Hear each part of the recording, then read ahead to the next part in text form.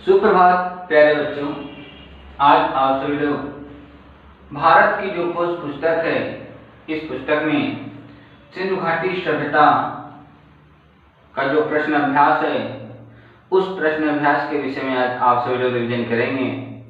तो सिंधु घाटी की जो सभ्यता जो अध्याय है, इस अध्याय से ही प्रोडिक सेकेंड में प्रश्न पूछे जाएंगे, इसलिए इस अध्याय का आप सभी लोग सूक्ष्म रूप से अध्ययन करेंगे। तो सिंधु घाटी सभ्यता भारत के, आइए सिंधु घाटी सभ्यता के विषय में। तो भारत के अतीत की सबसे पहली तस्वीर सिंधु घाटी सभ्यता से ही मिलती है, जहां पर मानव सभ्यता का जो विकास है वह हजारों वर्ष पहले हो चुका था। सिंधु घाटी सभ्यता जो विश्व की प्राचीन सभ्यताओं में से एक है, इस सभ्यता का विकास भारत की भूमि पर ही हुआ था। इस सभ्यता आगे चल करके सांस्कृतिक युगों का आधार बनी। तो चाहे वह भारत के विकास के क्षेत्र में हो, चाहे वह भारत की संस्कृति के क्षेत्र में हो, इसका आधार भारत सिंधु घाटी की सभ्यता ही है। क्योंकि नेहरू जी ने लिखा है कि भारत के विकास में या भारत की संस्कृति में सिंधु घाटी सभ्यता को उन्होंने भोरबेला माना है। तो आइए प्रश्न, उपनिषदों में मानव कल्याण की भावना की अभिव्यक्ति किस प्रकार हुई है?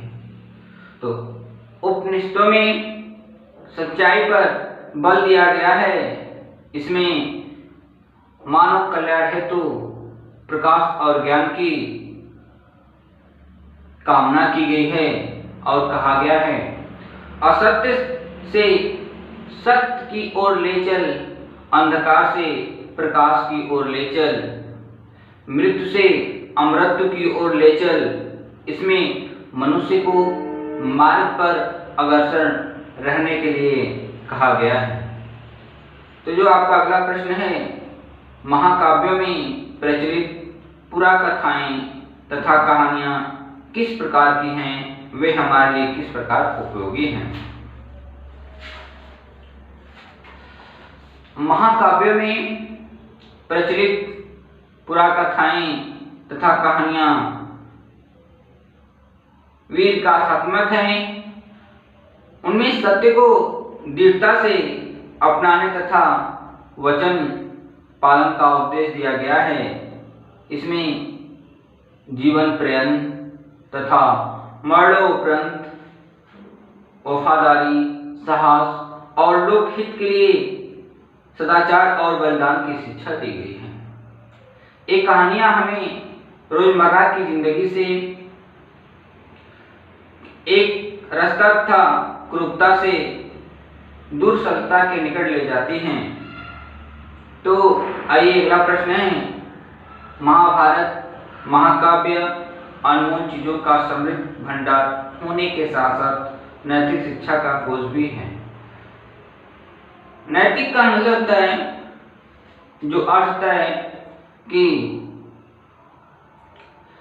नीति के मार्ग पर ले जाना, अच्छे मार्ग पर ले जाना। तो कुछ ऐसे नैतिक शिक्षा का खोज भी उससे उभरा हुआ है कि जैसे दूसरों के साथ वह आचरण मत करो जो तुम्हें खुद स्वीकार न हो। धन के पीछे दौड़ना व्यर्थ है। लोकहित में जो बात ना हो उसे नहीं करना चाहिए। असंतोष प्रगति का प्रेरक है। अगला है आपका कि गीता का उपदेश सर्वप्रथम कब और कहां दिया गया? गीता का उपदेश महाभारत के युद्ध के समय श्री कृष्ण द्वारा अर्जुन को उस समय दिया गया जब अर्जुन अपने विपक्षियों में परिजनों, मित्रों तथा गुरुजनों को देखा। अर्जुन मोह युद्ध से लाभ, हानि, जय पराजय आदि को सोच करके वे दुविधाग्रस्त हो गए। ऐसे में श्री कृष्ण ने उन्हें गीता का उपदेश देकर कर्तव्य के निर्वाह के लिए, कर्म करने के लिए उन्होंने प्रेरित किया। तो अगला है कौटिल्य कौन था, उसकी चारित्रिक विशेषताएं लिखी।